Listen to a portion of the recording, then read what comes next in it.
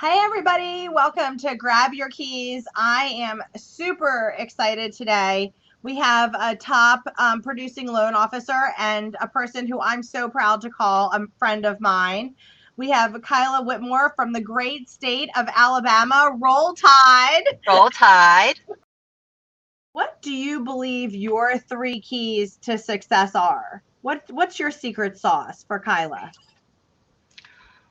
Well, number one, I seek my Lord and Savior Jesus Christ in everything that I do. So I seek Him first. I learn from my mistakes. Any mistake I make, I'm always looking for a solution to make it better for the next time. And being consistent and persistent in pursuit of my dreams. I know that doing things over and over again is the key to success, and so I try to be persistent and consistent in anything that I take on and to master. We can't keep everything in our head. There's so much to keep in our head. How do you make that mistake better and then make sure that it doesn't happen in the future?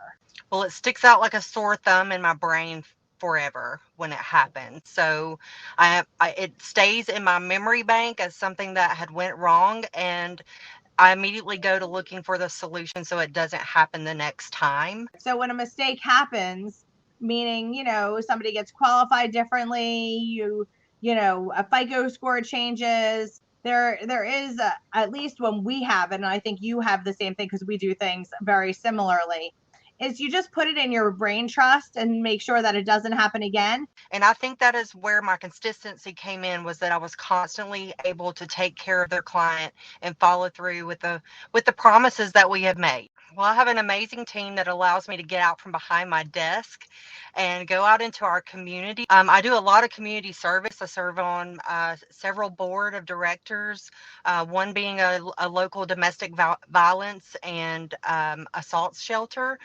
So that team gives me the ability to get out from behind my desk and go out and attack different areas. I have a huge real estate following. I drop by real estate offices constantly and love on our real estate agents because they are the ones that make the housing market go.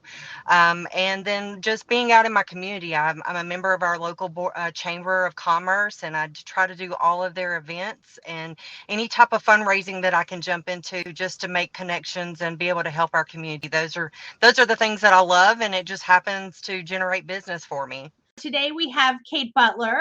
Kate and I were introduced to each other a little bit ago, and I just thought she's such an amazing person that I wanted to give her a formal introduction, but also have a great conversation with her. So Kate Butler is a publisher, a TV host, an author, a success lifestyle coach, pretty much every inspirational speaker, anything that you have on your bucket list, Kate is. So what do you feel besides living in every single day, what do you think your three keys to success are? If you could pick three. Yeah, right. Because it is something that I really try to be very conscious of, right? The things that are moving the needle. And so I think first and foremost, I will say what I call the recharge, which is, this idea that we do not forget to charge our phone every night. We don't forget to charge our computers. And if we do, we know it. Like if you wake up and your battery is dead in your phone, you know it. But there, I remind myself, I guess I should say, Kate, how often are you taking time to recharge yourself every single day? I love that. So this is about 5 minutes sometimes. Sometimes I need 20. It's not every day I need 20, but sometimes I do, and so it's the more I don't have time for it, that's actually when I need to take more time. And so this will be reflection time, just connection time, quiet time, still time, journal time, walk time, whatever that needs to be that day. That's my first thing. The second thing is what I call the cast of characters.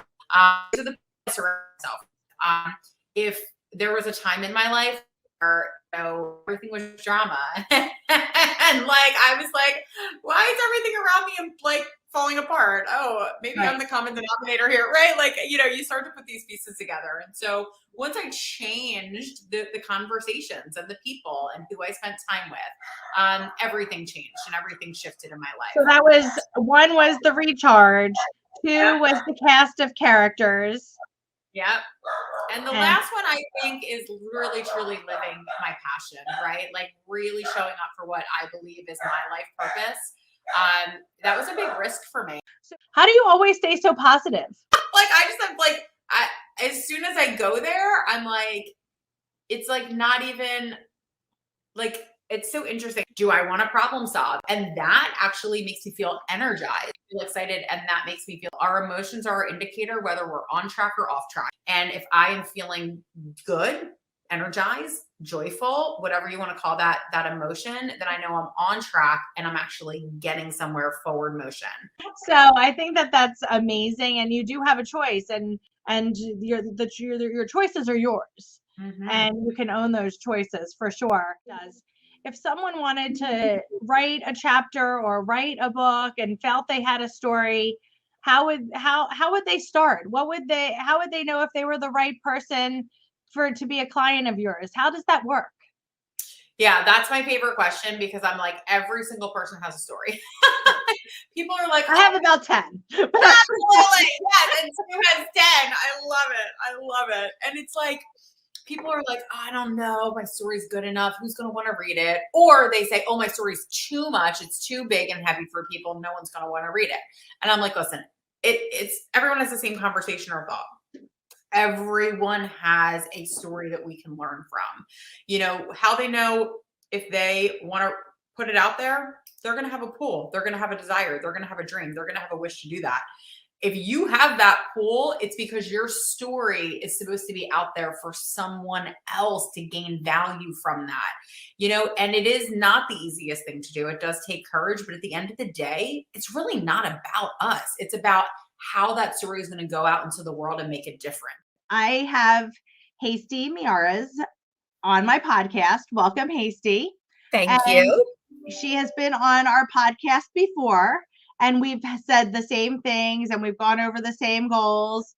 Yet I wanted to spice it up a little bit today because Hasty has been my best friend for over 3 decades. And I wanted to bring a little fun to this podcast and a little truth in reality.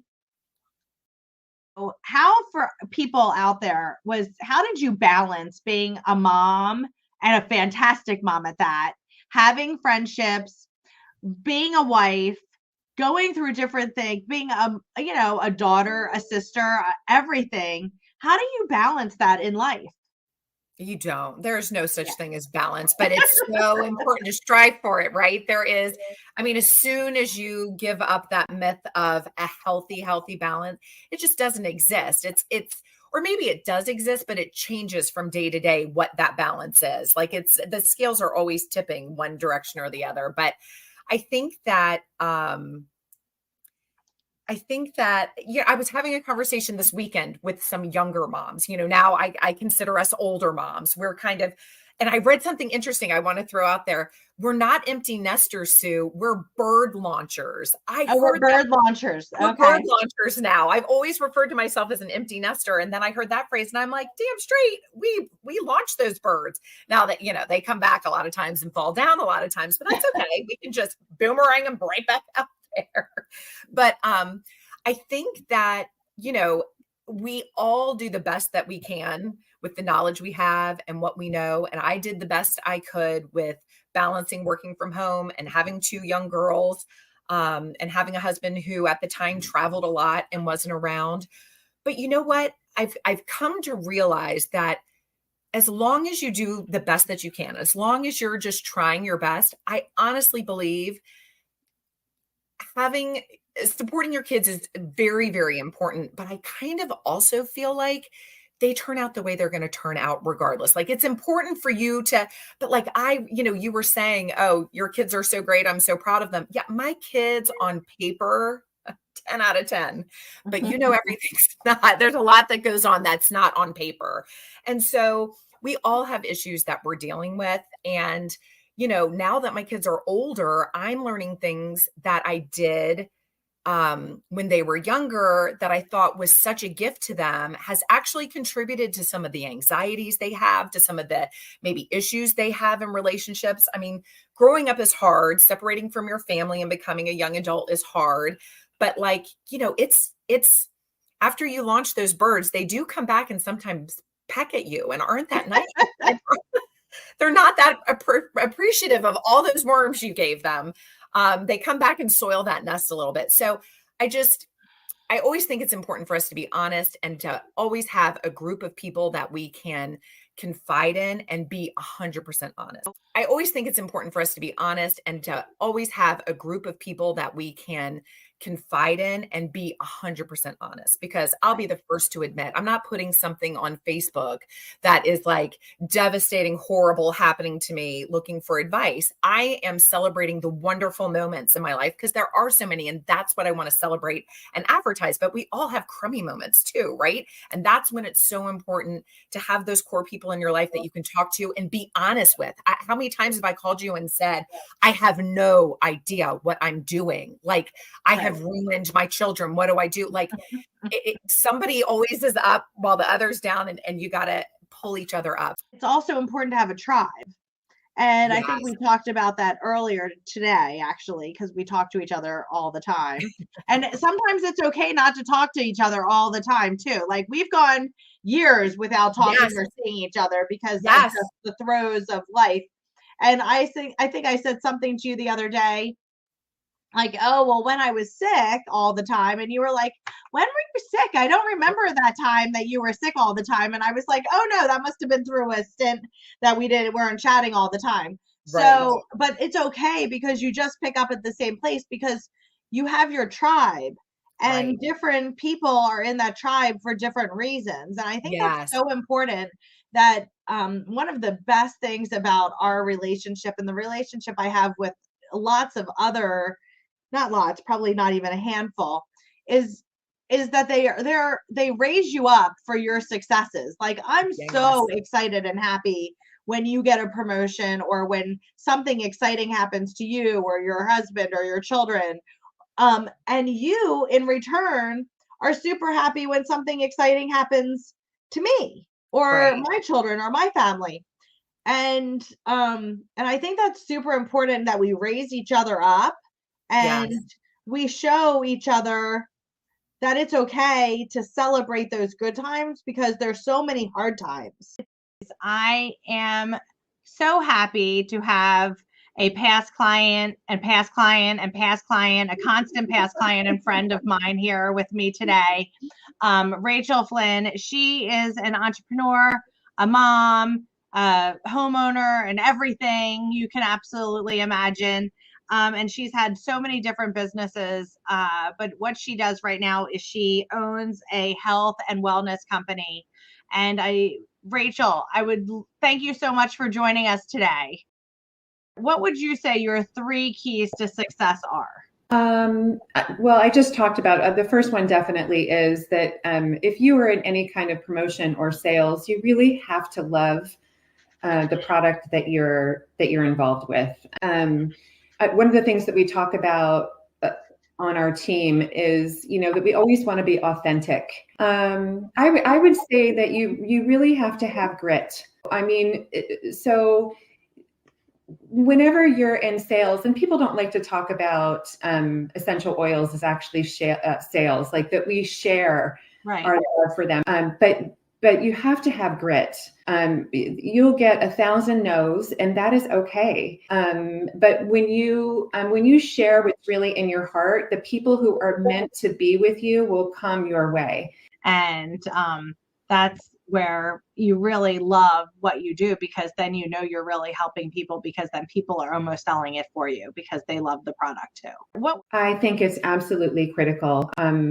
Even when I owned the salon, I had a mentor, and she was just fabulous. I think we all need support, and it doesn't matter what position you're in.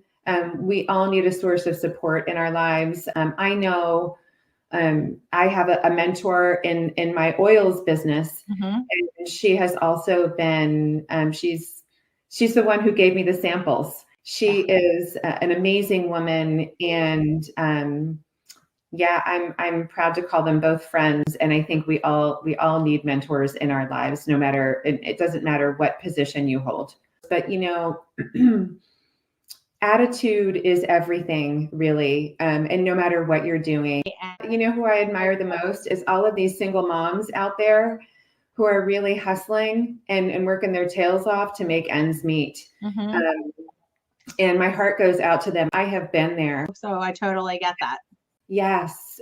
So I would really, I would love to give a shout out to them. And I don't know that they are seen enough. You know, most of us spend some time on social media. And part of my business is being on social media. And I see some of these young moms struggling, and it's really heartbreaking. And so I would say that that's the most accurate answer I can give.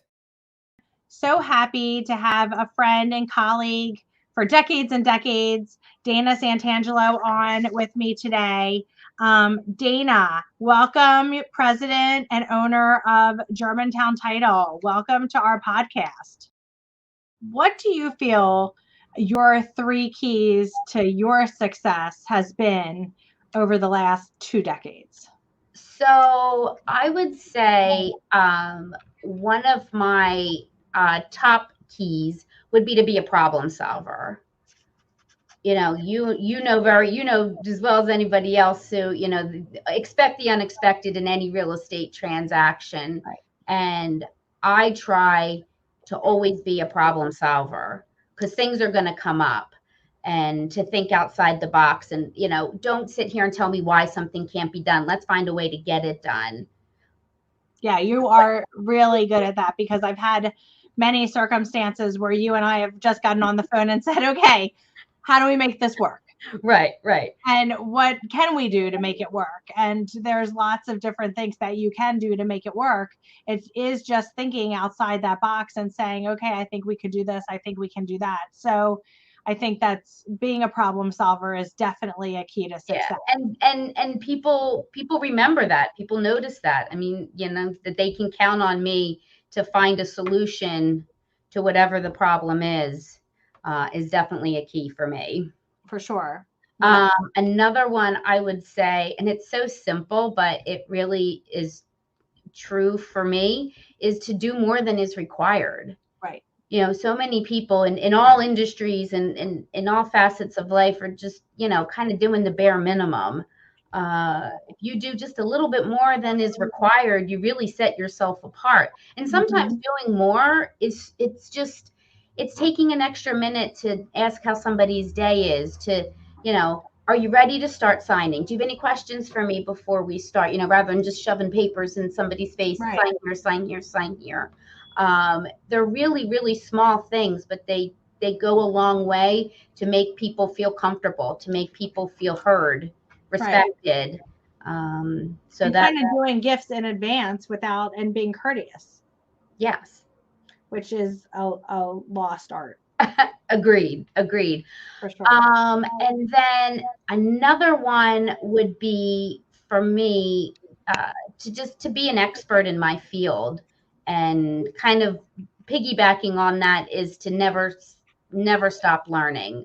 I find every opportunity to, even beyond the continuing ed that I'm required to do, I go to as many industry events as I can. I sit on as many webinars, which, you know, with the advent of webinars, it's actually been great because I have so much more opportunity. You know, I can sit in my office and tune into a 1-hour webinar to learn something that maybe I didn't know about before, or to sharpen up my skills. And when you're an expert in your field, you command other people's attention. They come to you for advice or suggestions, or you know, to help them, again, to solve a problem. And I get to be that resource for my clients and my referral partners. So title insurance is a way to insure the title to your property. And as for most people, your home purchase is the biggest investment, the biggest purchase people are going to make in their lifetimes. So you want to make sure that you own the property without any unknown defects, liens, encumbrances that are not yours. You know, ideally, when you purchase a home, the only lien is your mortgage lien that you're creating on the property, and there's no other outstanding liens, judgments, outstanding interest from prior owners. Sometimes you see that with estates and stuff like that. So it basically just ensures you own the property free and clear of liens, except the ones you create yourself. And then we make all the disbursements to all the parties. And that's part of ensuring that title is free and clear and that everything is paid. Do you feel as though that we say trailblazing, but do you really feel that we've come that far in the last 3 decades? I do. I really do. I mean, when I sat in industry events 20 plus years ago, I was by far one of the few women, and I was by far the youngest. Right. And a young woman at that. Yes. And I now go to these same industry events, and there's many more women who are owning or, managing, their partners in title insurance businesses. Right. There's a lot more than there used to be. Do we outnumber? Not quite, but we definitely, our numbers have increased in the title industry.